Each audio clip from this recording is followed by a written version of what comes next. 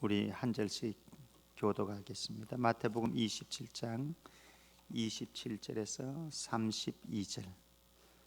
제가 먼저 27절 봉독합니다.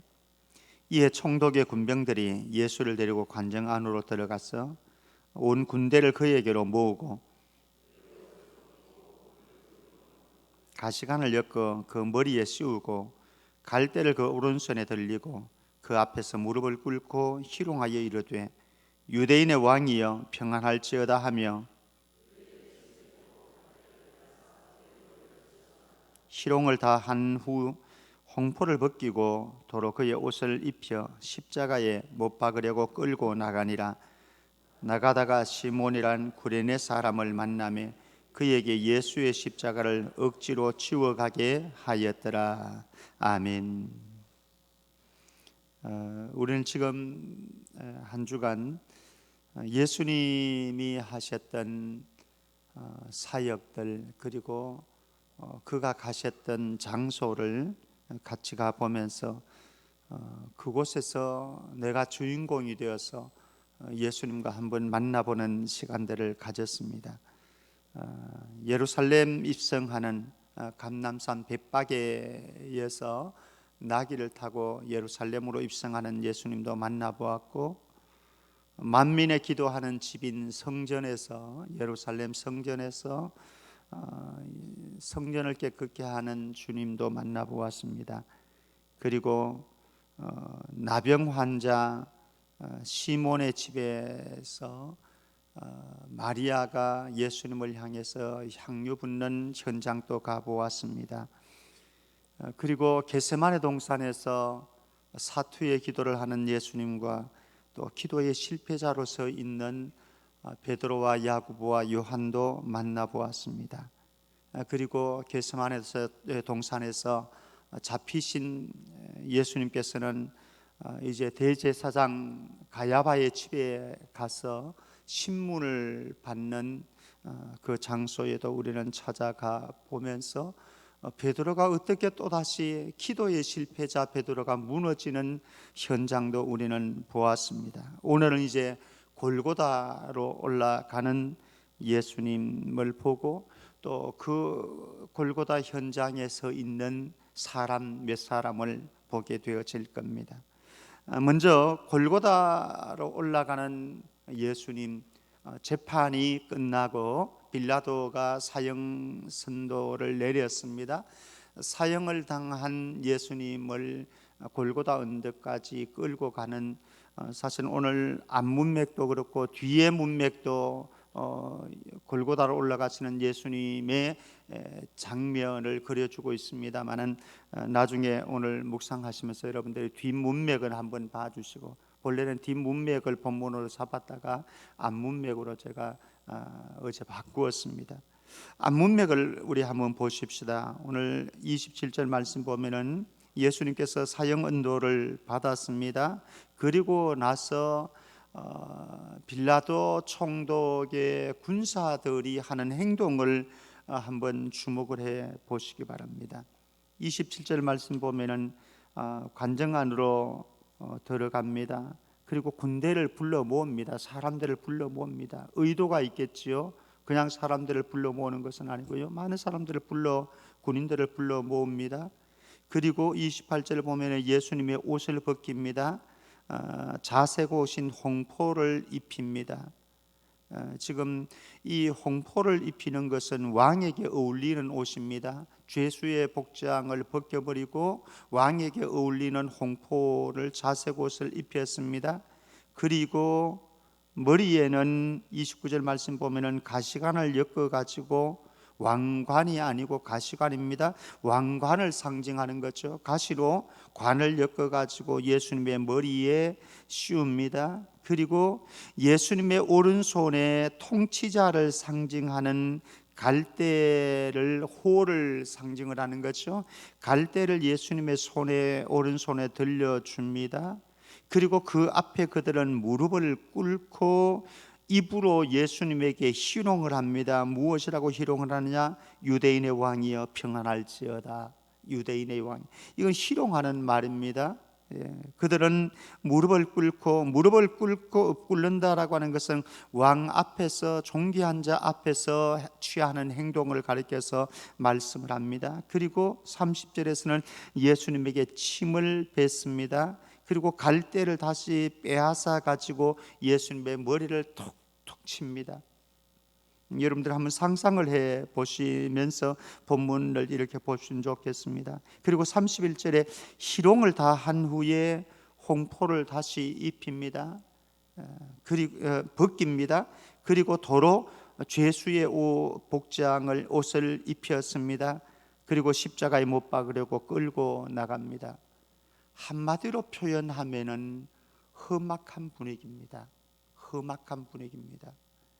이곳에서 행동 잘못했다가는, 이곳에서 말 한마디 잘못했다가는 큰일 나는 분위기,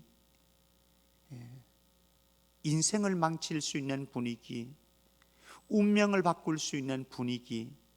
자, 이 분위기 속에서 예수님은 골고다를 향해서 이송이 되어집니다. 33절에 보면은 골고다, 즉 해골의 곳이라는 곳에 이르러라고 말씀합니다.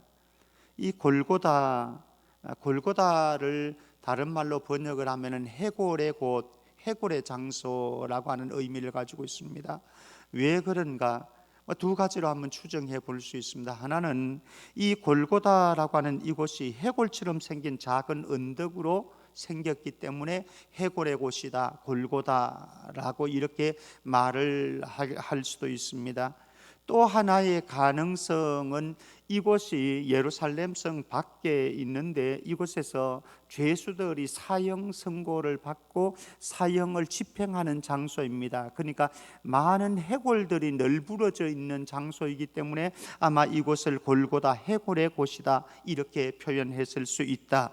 성경학자들은 이렇게 주석을 하고 있습니다. 어쨌든 이 골고다, 해골의 곳이라고 하는 이곳이 어떤 곳이든 간에 기분 좋은 곳은 아니고, 멋있는 곳은 결코 아니고, 매력적인 장소는 결코 아니다라고 하는 것이죠. 그곳을 향해서 예수님께서는 죽음을 향해서, 십자가 죽음을 향해서 갑니다.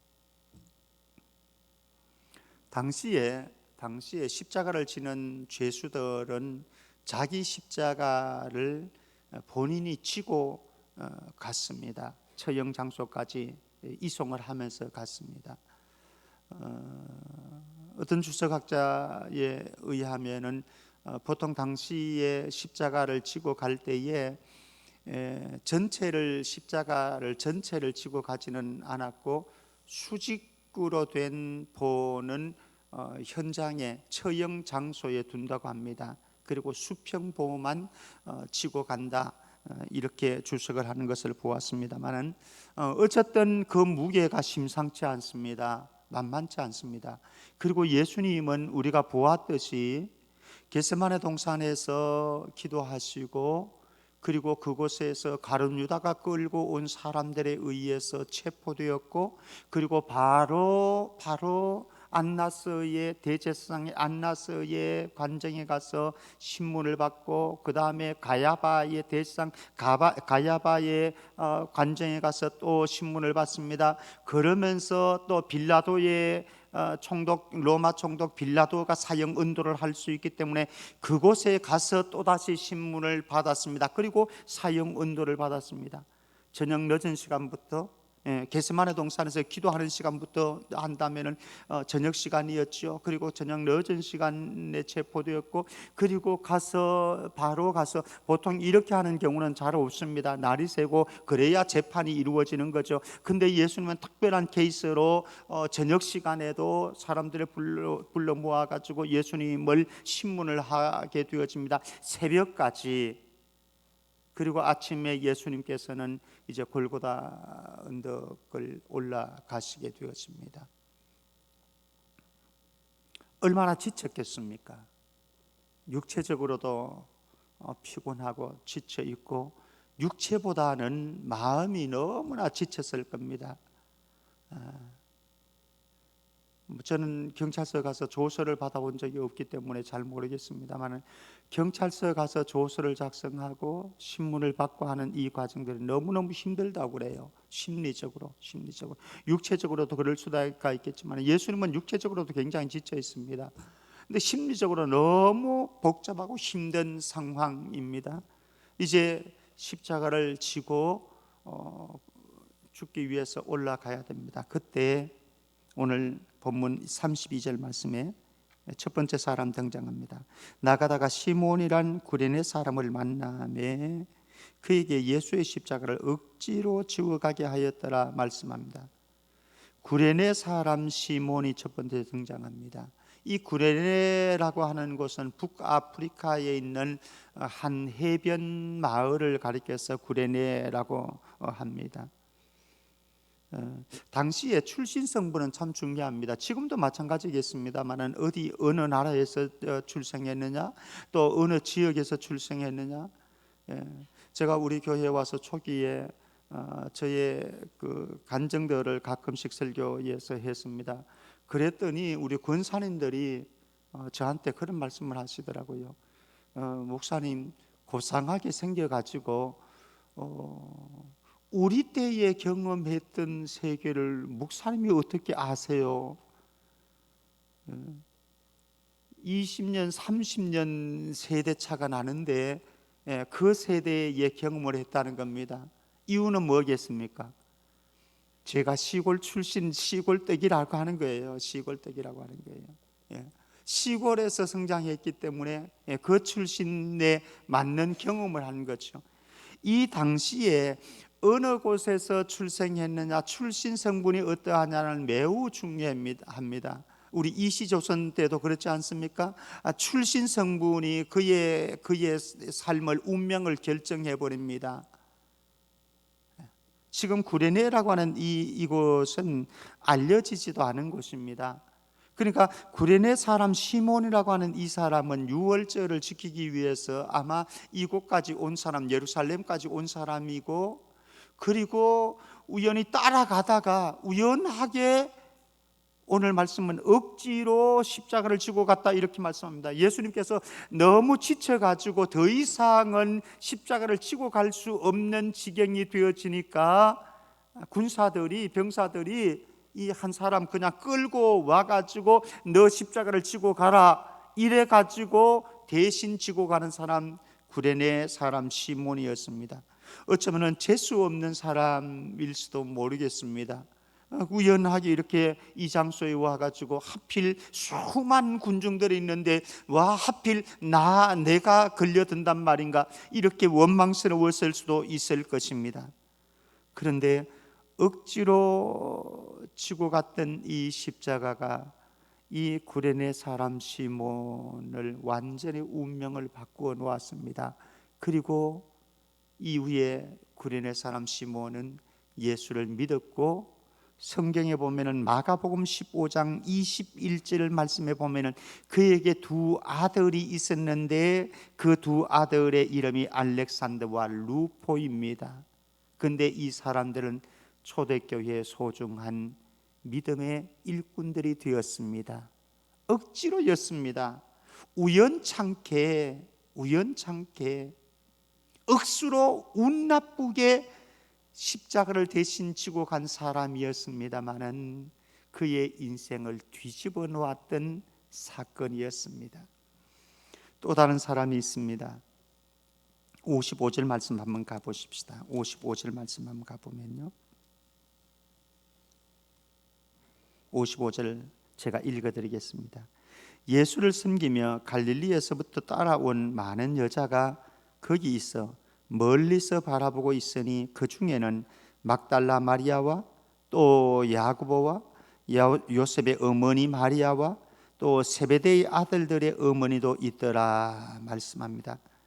예수를 섬기는 사람들, 예수를 섬긴다라고 하는 이 말은요, 자신의 재산을 팔아가지고 물질로서 봉사하고 섬기는 것을 가리켜서 예수님을 섬긴다 이렇게 말씀합니다. 자기 재산을 아깝다고 생각하지 아니하고 팔아가지고 그 돈으로 예수님을 섬겼던 이 여인들, 그 여인들이 어디에서부터 왔는가 하면 참 멀리 갈릴리, 예루살렘에서 갈릴리까지 한참입니다. 아마 이들이 비행기 탔을 것도 아니고 기차 탔을 것도 아니고 차 탔던 것도 아니고 아마 말 타고 온 것도 아닐 것 같아요. 어쩌면 걸어서 왔을지도 모르겠습니다. 근데 어쨌든 갈릴리에서 따라온 많은 여자가 거기 있었는데 멀찌감이서 쳐다볼 수밖에 없는 상황이었던 것 같습니다. 그 여인의 이름은 막달라 마리아, 마리아, 그리고 세베대의 아들들 어머니 야고보와 요한의 어머니. 이 여인들은 이 순간 예수님을 위해서 아무것도 할 수 없는 여인들입니다. 아무것도 할 수 없는 여인들입니다. 그런데 십자가 현장에서 예수님을 지켜보고 있었던 여인들, 사실은 이 순간 예수님의 제자들은 다 실패하고 감람산에서 예수님 체포되자 도망가 버렸습니다. 우리 보았습니다마는 베드로와 요한 두 사람은 예수님이 재판정에서 신문 받는 과정을 지켜보았습니다. 그러나 베드로 역시 그 현장에서 예수님을 3번이나 부인했습니다. 예수님의 제자들조차도 이렇게 실패하고 패배자가 되어버린 이 순간, 더더구나 예수님께서 골고다로 언덕으로 사형 집행되어가는 이 순간은요, 보통 순간이 아닙니다. 위험한 순간입니다.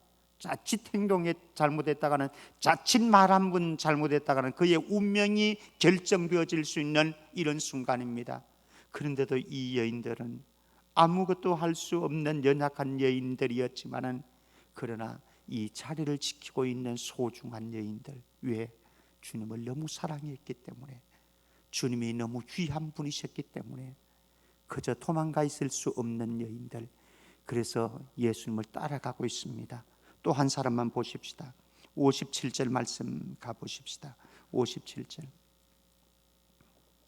저물었을 때에 아리마대의 부자 요셉이라 하는 사람이 왔으니 그도 예수의 제자라. 빌라도에게 가서 예수의 시체를 달라 하니 이에 빌라도가 내주라 명령하거늘 요셉의 시체를 가져다가 깨끗한 세마포로 싸서 바위 속에 판 자기 새 무덤에 넣어두고 큰 돌을 굴려 무덤 문에 놓고 가니 거기 막달라 마리아와 다른 마리아가 무덤을 향하여 앉았더라. 아리마대 사람, 아마 아리마대라고 하는 이 지역은 유다의 한 도시인 것 같습니다. 아리마대라고 하는 이 도시에 살고 있는 요셉이라고 하는 사람이 있는데 이 사람은 부자였더라 말씀합니다. 그러니까 세마포도 새 것을, 깨끗한 세마포도 준비했습니다. 그리고 자기를 위해서 만들어 두었던 새 무덤도 예수님을 위해서 내어 주었습니다. 그리고 마가복음 15장 42절 말씀에 가면은 이 사람은 산헤드린의 공회원이었습니다. 사실 높은, 유대인들로서는 굉장히 높은 지위에 있는 그런 사람이었습니다. 그런데 높은 지위에 있다고 하는 것은 무엇입니까? 돈이 많은 부자라고 하는 것은 무엇입니까? 자칫 잘못하면 잃을 것도 많은 사람이다. 저와 여러분들 같으면 잃을 것이 별로 없는 사람들입니다. 그런데 부자인 사람들 있죠. 이런 사람들은 잘못하면은 잃을 것이 많은 사람들이죠. 그래서 이 사람은 요한복음 19장 38절 말씀에 가면은 두려워가지고, 사람들이 두려워가지고 자기 자신이 예수의 제자인 것을 드러내지 않는 숨겨져 있던 제자였더라. 성경은 이렇게 말씀합니다. 자신이 없었어요. 잃을 것이 두려워가지고. 그래서 자기가 예수를 믿는 제자인 것을 숨겼던 사람. 그런데 이 사람이 빌라도를 찾아갑니다. 그러면서 예수의 시체를 나에게 내어달라, 내가 장사하겠다. 험악한 분위기 속에서 자칫 잘못하면 자기의 운명을 결정할 수 있는 이런 결정적인 찰나에 저와 여러분들은 어디에 있을까요? 성천교회 이 새벽에 이 자리에 있습니다. 이 자리에 있는 저와 여러분들, 겟세마네 동산에만 찾아가는 것이 아니라 겟세마네 동산까지는 믿는 사람들이 따라가기가 쉬워요. 왜? 그곳에 가서 기도만 하는 자리니까. 그러나 골고다로 올라가는 이 길은 예수를 믿는다고 말하지만은 이 자리까지 찾아가기에는, 따라가기에는 너무 힘들어요. 오늘 이곳에 참여하신 저와 여러분들 모두 겟세마네 동산에만 따라가는 정도의 제자가 아니라 아무것도 할 수 없는 연약한 존재이지만은, 그리고 때로는 억지로 주님의 십자가를 지고 가야 되는 때도 있지만, 때로는 주님 때문에 잃어야 될 것도 너무 많은 우리이지만, 그러나 골고다 언덕까지 예수님을 사랑해서 그분을 존경해서 아무것도 할 수 없는 그 여인들이 따라갔던 것처럼 우리 모두 골고다까지 함께 예수님께로 나아갈 수 있는 은혜가 있기를 주의 이름으로 축원합니다. 우리 함께